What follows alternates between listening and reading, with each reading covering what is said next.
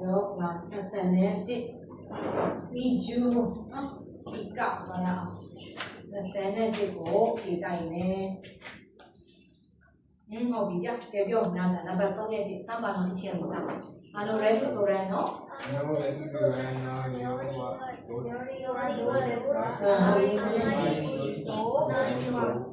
amari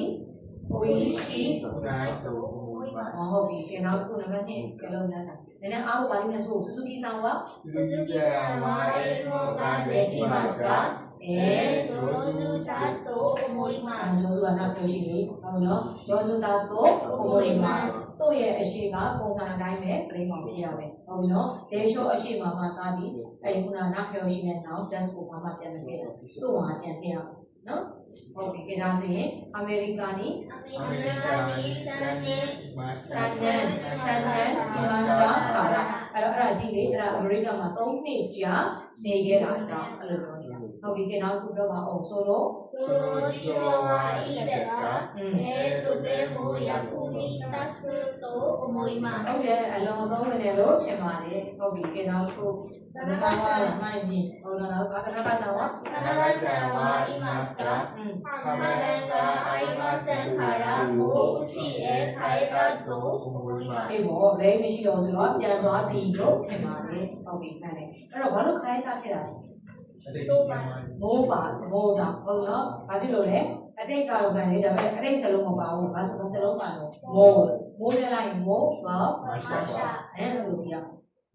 ဒါဟုတ်နော်ကိုယ့်ကိုဖိုက်လိုက်လေးလို့ထားလို့ဒီစလုံးကြောင့်ငါဖြစ်သွားတယ်နော်ကဲတော့ခုအောက်ကမှာပြောပါတော့ဒီချီကစကူတာနော်桜の季節ですね。どこが終わらにいますか？地上に咲くと中心の山へဒီမှာဆောက်ပြီးကြတာရှင်ဒီဆန်ကဟာဆိုခုတို့ဒီရှိရောပြီးထည့်ရနော်ဒီရှိရောပြီးဟာဆိုခုတို့中心の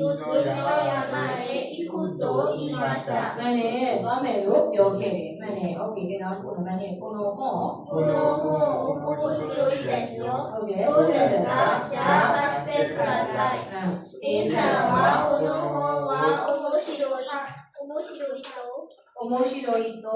肌もね面白いと言いましたသူပေးတဲ့စာသားကိုကြည့်この本面白いですよဒီစာအုပ်စိတ်ဝင်စားစရာကောင်းနေတော့အဲ့တော့ဒီစာအဟုတ်လားပေါ့ငါ့ကိုအားပေးပါဒါပဲပြောတာဒါပေမဲ့ပြန်လာတဲ့ဥဆောင်တဲ့ဝါကြကဘာပဲလို့ A ဆန်ဝလို့ပြောရင် A ဆန်အကြောင်းကိုပဲပြောလေဟုတ်လို့ဒါကြောင့်မို့လို့ A ဆန်ဝこの本はပြီးရင်သူက面白いですよပြီးတယ်ခဏအဲ့တော့ဘာလို့မလို့ plain form ပြောင်းလိုက်တော့面白いと言いましたအဲ့ဒါကိုဖြေရအောင်ဟုတ်ပြီနော်ပြီးရင်စမ်းမရီယာစာသင်ကတော့ဒီနာတာကိုပြောတယ်နော်ဒီပါစေပါလေအဆန်ဝါကိုလိုဟောဝါပါတီကဘယ်နဲ့ခံပြီးတော့ဝါကိုတွေ့နေအဲ့တော့ဝါနဲ့ခါပြီးလို့ဆိုပြီးကြောင်းမသွားနဲ့ဘာဖြစ်လို့လဲအဆန်ပြောတဲ့စကားအဆန်ပြောတယ်ဟုတ်လားပြောရင်ပါပဲတော့ဝါကိုလိုဟောအကြောင်းကိုပြောတယ်ဆိုရင်ပါပဲတော့ဝါ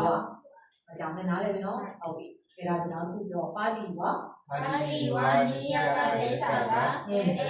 も賑やかでした。ပြီးနော်皆さんはパーティーはとても賑やかだったと言いました。ဘာလို့တော့ဒီဆန်အကြောင်းကိုပြောတော့အတိတ်ဖြစ်နေရင်ဟုတ်လား data ဆိုတော့ data မှန်တယ်အဲ့လိုဒီနောက်ခုအောက်ကဒီဆန်ပြောတာすみません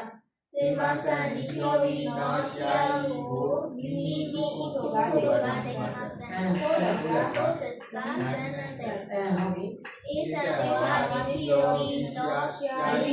の試合を見に行くことができないと言いました。ဒါကဘာလဲဒါလေးစားဒေတိမဆက်ပြီးတော့လေဘလို့ဒေတိလို့ဖြစ်လို့ဟုတ်နော်အဆက်တွေ့မြတ်စွာဘုရားကြောင့်နိုင်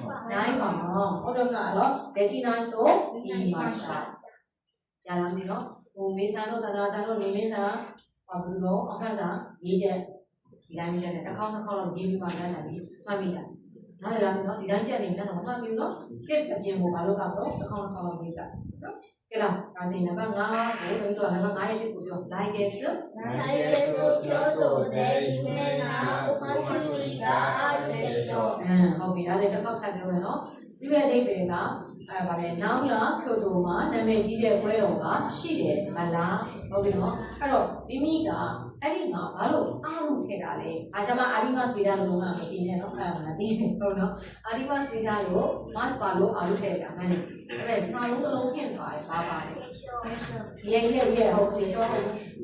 ဘာလို့အာဒီမတ်မနေ့ကစမ်းမနေ့ကတော့ပါတယ်လေအာဒီမတ်နဲ့ဆုံးရင်အဲ့ဒါကြီးရှော့ခဲ့ dictionary ပေါ့ဟုတ်ပြီနော် dictionary ပေါင်းပြီးဖြစ်ပြီလားမဖြစ်သေးဘူးဘယ်ဖြစ်တော့မယ်အဲ့လိုသဘောလေးဟုတ်ပြီနော်မဖြစ်တော့like ဆိုမှန်တယ်ဟုတ်ပြီနော်ဒါကဘာလို့နတ်ဆန်ဒီမှာဒီဆန်းကဟောဆိုလိုက်ဆိုတော့ဒီပေါက်ထဲမှာဘာသမီးတို့ကိုပေးထားလို့အာရီပါဆိုတော့ငါအာလို့ပြောင်းလိုက်တယ်အဲ့ဒါဆိုနတ်ဆန်မဟုတ်သေးကအဖြေတော့မှန်တယ်ဆောင်းကမပေးဘူးဆိုပါဆောင်းကမပေးဘူးပေါ့ဖြစ်ရအောင်အဲ့ချိန်ရောက်ရင်ငါမှထည့်တယ်အဲ့ဒါဆိုဘယ်လိုဆုံးဖြတ်ပြီးတော့ like ဆိုဖြစ်ပြီးသားမဖြစ်သေးဘူးအဲ့တော့ဖြစ်တော့မယ်မဖြစ်တော့မဖြစ်သေးဘူးဆိုလို့ရှိရင် dictionary ပေါ့နားလည်တယ်နော်အဲ့လိုပြအောင်နော်ကဲဒါဆိုရင်ဟာကောကိုမှတ်ခဲ့နော်အဲ့ဒီစာလုံးတော့ပြကဲနော်ခုပြောပါဦးဟုတ်ပြီစကိုရှိအဲ့ဒီနေရာမှာအကယ်၍ကဲဆန်းကစုကာရဲ root လို့သုံးလိုက်မှန်ပါမမတယ်အဲ့ဒါဆိုဘာဖြစ်လို့လဲစုကာရဲ root ဆိုတာစုကာရဲ mass ကိုပြောတာအဲ့တော့မပင်ပန်းသေးပဲနဲ့ဘယ်လိုလုပ်အနားယူမလို့ဟုတ်နော်ဘာဖြစ်တော့မှအနားယူပါတော့ပင်ပန်းပြီးသွားပြီဒါကတော့နော်ပင်ပန်းခဲ့ပြီဆိုတော့မှအနားယူပါနားလည်လားမသိနော်တန်းစားတဲ့နားမရဘူးလို့ပြောတော့ကိုယ်အောင်နဲ့ကိုဆုံးဖြတ်နိုင်ရမယ်သဘောပေါက်လားဒီမှာပြီးလို့ဒီမှာအခုဒီမှာပါလေစုကာရဲမကပြီးလို့ဆရာမကျွန်တော်တို့စုကာရဲတဆိုရင်နောက် step 1လို့ရှိတယ်ဟုတ်ပြီနော်တစ်ဆင့်ချက်ခဲ့ရမယ်ဘာဖြစ်ရမလဲမပင်ပန်းသေးပဲနဲ့နားနေရလို့လားလို့ဟုတ်နော်ကျွန်တော်တို့ပြောပါဦးအစီရေရှောဟုတ်တယ်ဟုတ်တယ်အဲ့တော့ဒီပဲမှတ်လားအဲကောခွင့်ပေးရမလားဒေသမရိယစာရှင်းတော့ပြောပါတယ်မရှောကာလို့တွေ့ရင်ပုံမှန်ဆိုရင်တော့ပါတော့အခုဒါစီပါတော့ကံလန်းဟုတ်တယ်နော်မရိယဒီခိုင်တော့ပါလားအဲ့တော့ကြတော့ပါတော့ဝါစာဆိုလားဆိုတဲ့ပတ်သက်တယ်နားလေနော်မရှောကာအဲ့လိုရှိဟုတ်ပြီနော်ကျနောက်တစ်ခုပြောအာရှတာဝရှိခံတယ်ဆိုမရဘူးခိုင်မှာရှောဒါဒေရှောနဲ့လာရင်နောက်ပြောရှိတဲ့နောက် desk ကိုပါပြန်ပြရဘူးအဲ့ဒါ grammar ချက်ဟုတ်နော်အဲ့တော့အာရှတာဝရှိခံတယ်ရှောနဲ့ပြန်စာမေးပွဲဖလားအဲ့တော့စောပြန်ကြဆိုဟုတ်ပြီနော်ညနေမယ်နော် grammar နော်အဲ့လိုစဉ်းစားကဲဒါဆိုတော့ခုညစာဒီဘာလို့ဒီဘက်တစ်ခေါက်ဖတ်နော်အမှန်ကလို့考えることをその名前を知っていますか？考えるです。考えるの名前についてお知らせに話があります。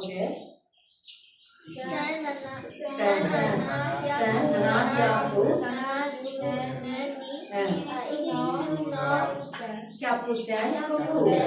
は